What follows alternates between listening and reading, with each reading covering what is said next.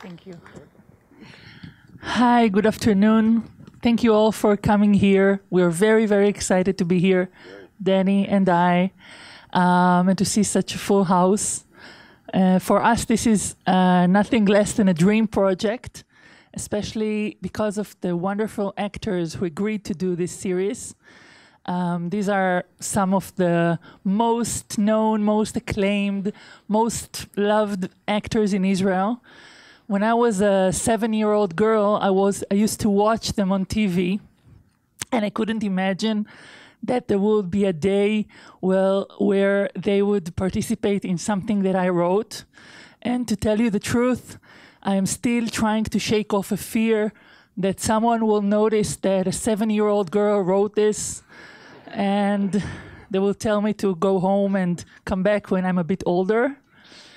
Have fun, have a good year, Shana Tova, and enjoy the show. And we'll be back afterwards for a Q&A. Thank you. For coming.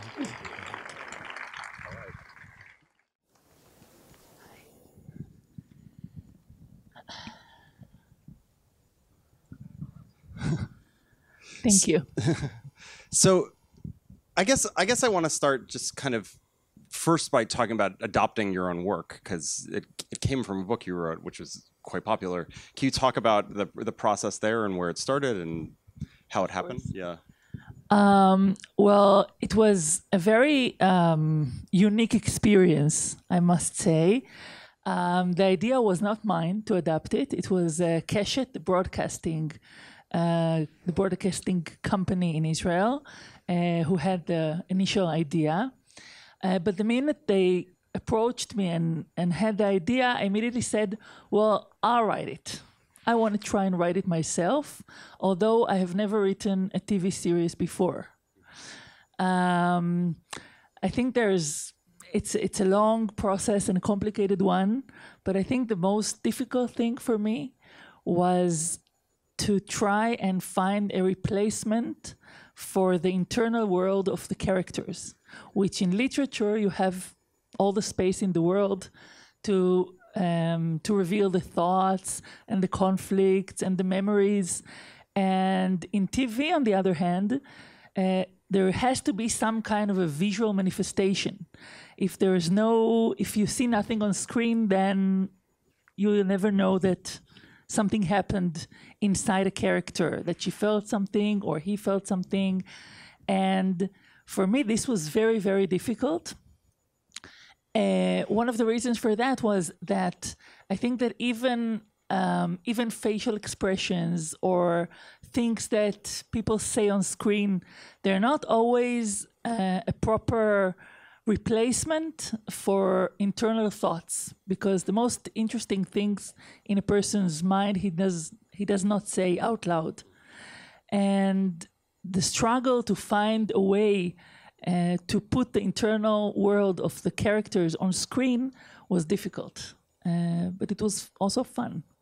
Have you ever adapted anything you've written before? No, it is my first, and I hope it's not my last.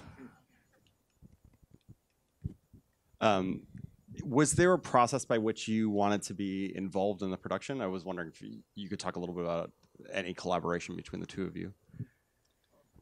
Well, I had the enormous luck of having Danny Sirkin and also Daphna Brenner, which is here. Daphna, she's our wonderful producer, and she deserves all the applause in the world.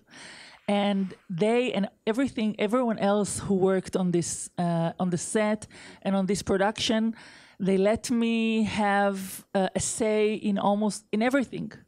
I tried really hard not to be a nag. I was standing behind Danny's back and trying really hard not to be annoying, but I was annoying sometimes. I couldn't help it. But they really let me have a say in almost everything, and it was really, really interesting. Daniel, you want to talk about any annoyances? No, she was not annoying. She was great. What I love about making films is that it's a collaborative effort. And when you have a smart writer standing next to you on the set. It's always, you know, it's good to have another pair of eyes. So it was, for me, it was wonderful, and she was really, you know, she respected my space, and yet we discussed a lot of stuff together, and it was always, you know, it's not, you know, being a director is sometimes a very lonely job, but when you have a writer, you know, like, no, you can, you know, I sent concept art to her, stuff like that, and we were looking for the exact types of apartments. Sometimes I had questions, so I could ask her, because she envisioned, you know, she knows the people. So it was great. Was there rewriting that happened on set? Was there, you know, like, would you turn and say, hey, I need to rewrite these few lines. Can you give me something? Well, I was shocked to discover how many rewrites are there, and more than doing the book. Much more than doing the book. Yeah. I think the biggest difference between TV and literature is that it's ironic. You know, it's now everyone speaks about money is now in TV and not in literature, and authors are poor and they have no money and they're miserable, etc., etc. And everyone's now watching TV and they're not reading books anymore. And all this mourning about this situation of the literature, but I think that ironically, when I write that I have all the money in the universe. Because when you write, you're completely free of, you have no limitations. You have no limitations, not of money, not of space, not of geography, not of time, nothing. I can write about the most expensive things, and because writing costs nothing. And on the other hand, in TV, to say it's the other way around would be an understatement, because I was surprised to find out naively that the money dictates the work many times. If you don't have enough money, you have to cut scenes, you have to huge dinner parties become an intimate little dinner of 4. And they tell you, would it be such a disaster if it would only be 4 people? And you're like, well, it's not a disaster, but... It's not what I'm thinking. But you're not here to avoid disasters. You're here to do art. So...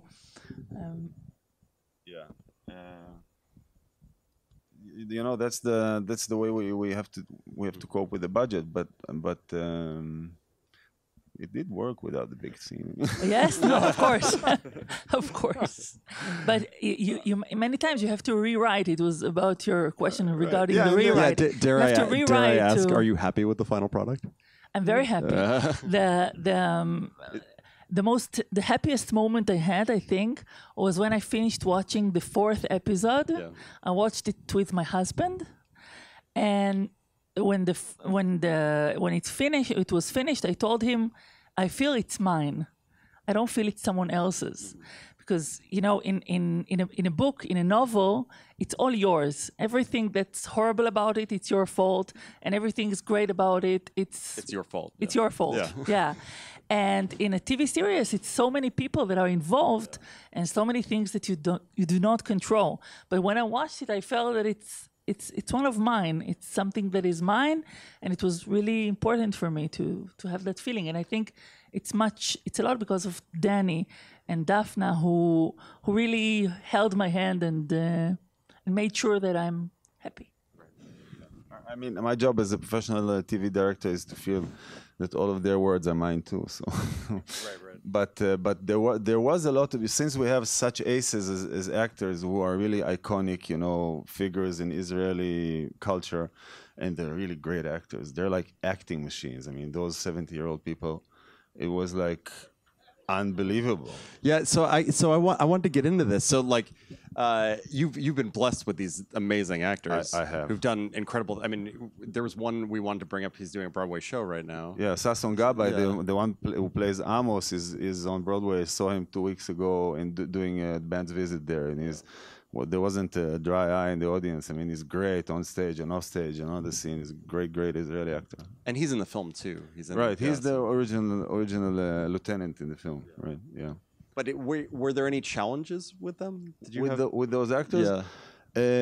We were so we were a little bit prejudiced, and we thought that they might have problems remembering text. So we prepared. Daphne was generous enough, to put aside some money for those teleprompters, because in Israeli budgets, the teleprompter it's a big deal. That's where the dinner party scene went. So yeah. Exactly, instead of the dinner. So, and then, and the guys came to the set and they were perfect. They were like on the word, on the spot, on the line. And when we had to make like a little, rewrite, they remembered it like that. It was amazing. And so, it was great. And they really, and all of those people had worked together, many times before, in various ensembles, and so they were actually a gang, and I think you can feel it because they, so and there were a lot of, and yet it was a production that was influenced by the septuagenarian feeling. Yeah, it was there. I mean, it started with that we had a wonderful location in the heart of Tel Aviv, a beautiful, beautiful apartment befitting a professor like Avishai, and there was and the woman living there was a young woman renting this apartment from a 70-year-old woman, and once the 70-year-old woman knew about it, she said, no, it's not for me. So this was the first encounter with the world of 70-year-olds. Then we started shooting, and we shoot for a few days. Suddenly Dov Glickman, the Dov character, he lost Yuda. He loses sight in one eye. so then we have to wait for a couple of weeks, and things like that did happen, and which are or Gidigov's mother, who is the dead person, she died at 92.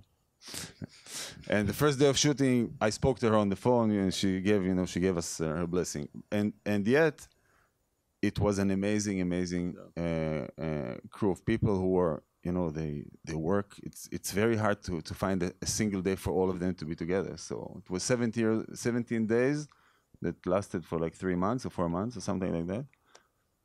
It's amazing because you speak about having these difficulties because of their age.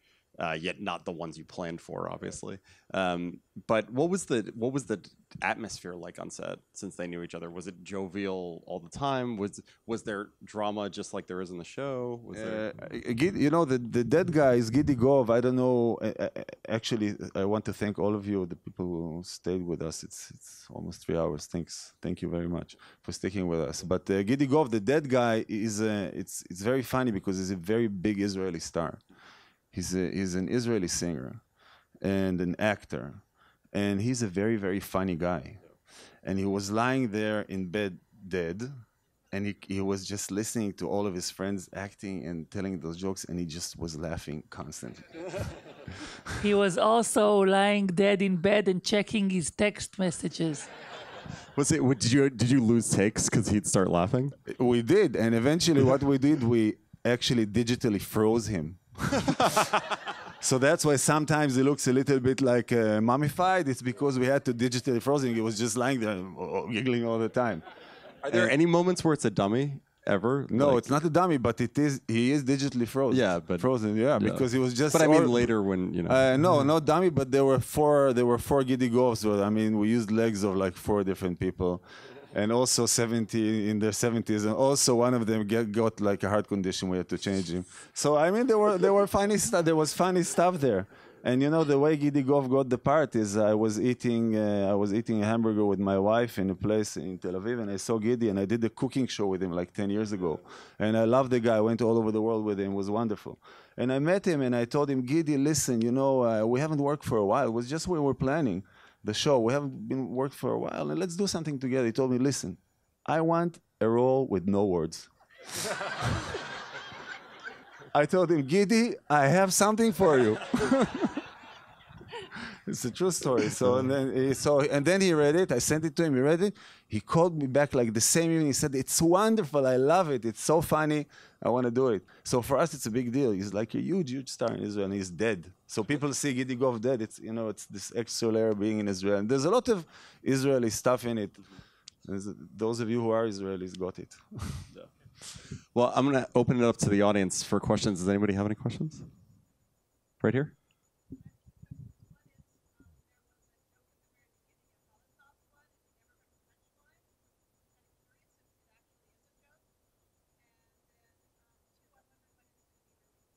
So the two questions were, what's the punchline to the Holocaust joke at the beginning? Yeah. And also, when will it be released? The most greatest part of writing jokes for this kind of show is that you don't have to come up with a punchline. So I have no idea what the punchline is, but the actual question amused me. What does a Polish woman do when she gets out of Auschwitz? And that's the joke.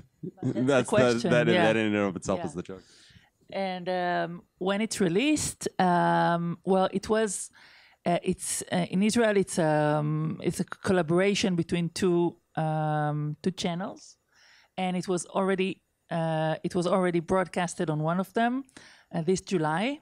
And it will be airing again over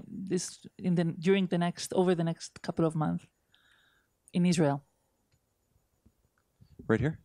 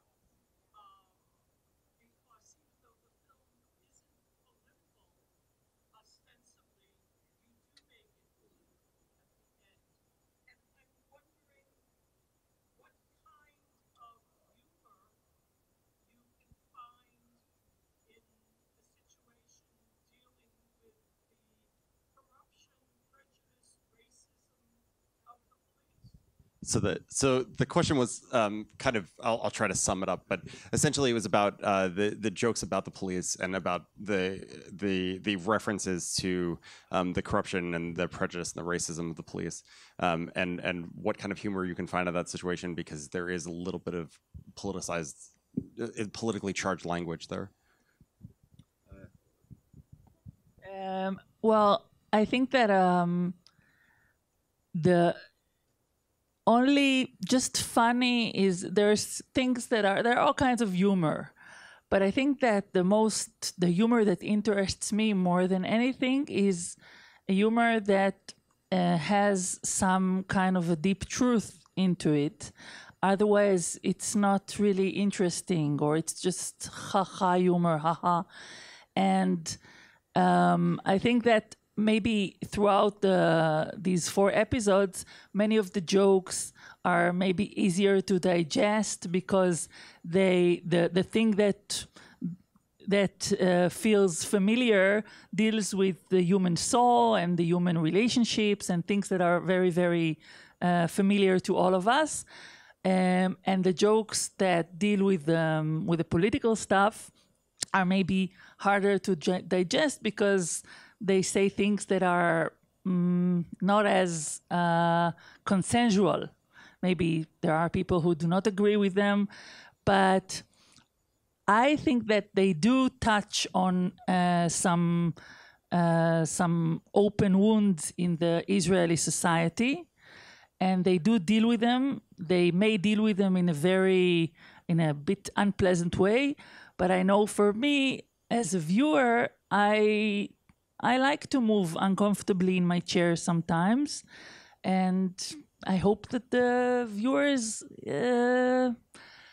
that they moved uncomfortably, and it's okay. It's fine by me. That's okay by me. I'd say that my answer is that Jews can tell, only Jews can tell jokes about Jews and get away with it, So we love Israel, and I think it's a wonderful country, and I think we can make fun of it, of the bad stuff too, So if there is, and we're making a comedy, so if we see something, and we're also artists, and we deal with comedy, and when you see something that you can kind of poke at, you want to make a joke at it. That's our way, and it's not that we hate the Israeli police or anything, but sometimes they're clumsy, and sometimes we have problems. So when you're making a comedy, you're laughing about it.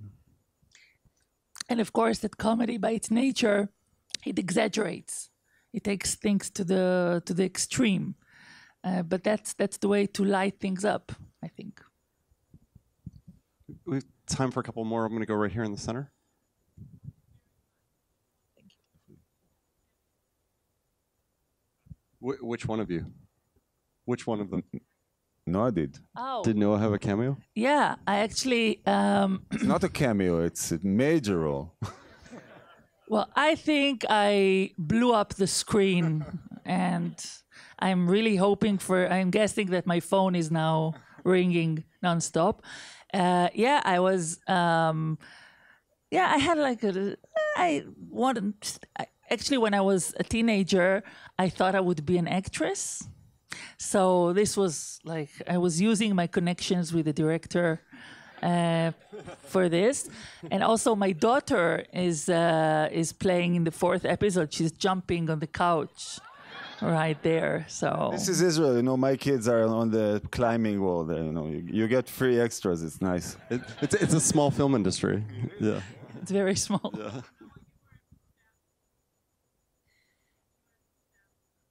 I don't see who's asking. Oh, Yeah. okay. What is the role? Oh, yes. I'm in the 2nd episode. I'm one of the rich donors. And I'm sitting there and I'm saying, that's what Avisha is getting the Nobel Prize for on Thursday, right? That's it. Wonderfully executed. Wonderfully. One line. I'm doing it wonderfully. Yeah. Okay, one more question. Anybody got? Here? Yeah.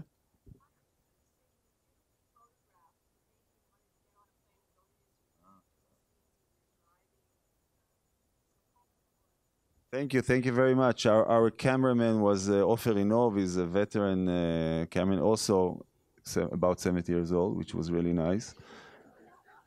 And he shot blind of one before. He shot the movie before. It was great. I mean, it was great to work with this wonderful group of people. What can I say? Experience is everything. And you're welcome to come to And Israel. talent. Yeah. Yes, come please over. Please do. Well, thank you guys for coming so much and for bringing Thank you the show very to much us. for having us. Of course. Thank you. Thank you so much.